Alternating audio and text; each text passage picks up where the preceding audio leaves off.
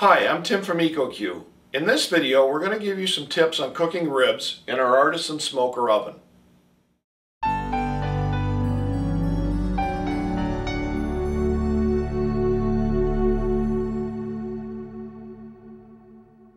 There are many great cookbooks out there with recipes for ribs, and there are chefs that have prepared these recipes who are far more experienced than me. What I want to do today is give you some guidelines for operating the smoking chamber in our wood oven. Today, my goal is to give you some guidelines for operating the smoking chamber in our wood oven to achieve great results with any of these recipes that you want to use. So please, feel free to experiment once you've learned the fundamentals of cooking ribs. Remember, when you're cooking low and slow, there are 3 phases to cooking ribs or any other types of meats in the smoker. Those phases are smoking, wrapping, and resting. I use an easy-to-remember method when I smoke ribs in our oven. 2, 2, 2 at about 222.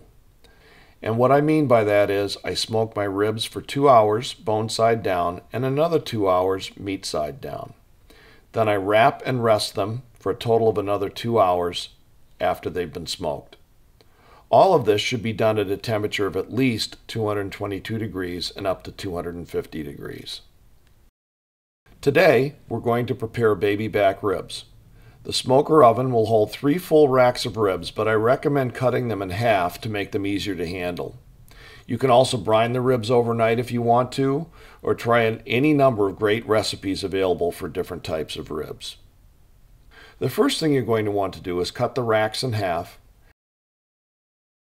and then rub them with a little raw sugar and a good pork rub of your choice. There are many good rubs available, or you can easily make some yourself. Today we're using some of the Tom Douglas Rub with Love pork rub. Once you've applied the rub to both sides, make sure that you let the ribs rest for about 30 minutes at room temperature. That gives the rub a chance to get absorbed into the meat before you load them into the smoker.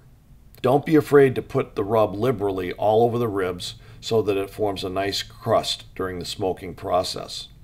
You'll also want to make sure the rub sets up into a nice crust before sopping your ribs with any type of basting or sopping sauce. They should cook for a minimum of 2 hours before sopping or basting them.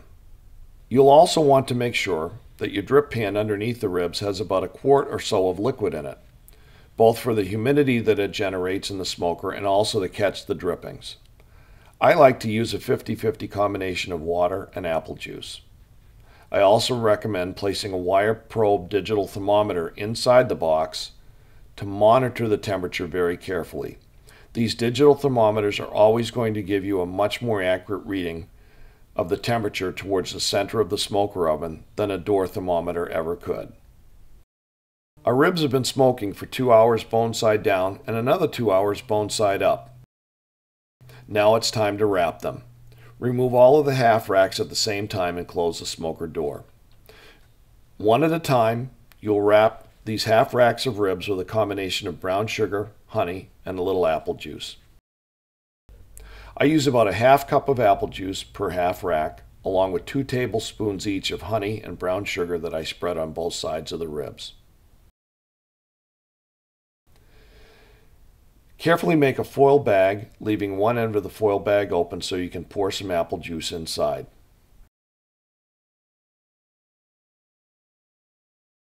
Be careful not to let the bones poke through the foil. I recommend double foil wrapping each of your half racks of ribs. Once all of your ribs have been wrapped, it's time to place them back in the smoker again. I usually cook them wrapped for about 60 to 90 minutes. You can tell when they're ready by flexing one of the racks inside the foil. Pull them out and let them rest in the foil for about 30 minutes. At this time, they are either ready to serve as is, with some barbecue sauce brushed on top, or you can finish them off on your barbecue grill, which does a nice job of caramelizing the outside of the ribs while you brush a little bit of sauce on top.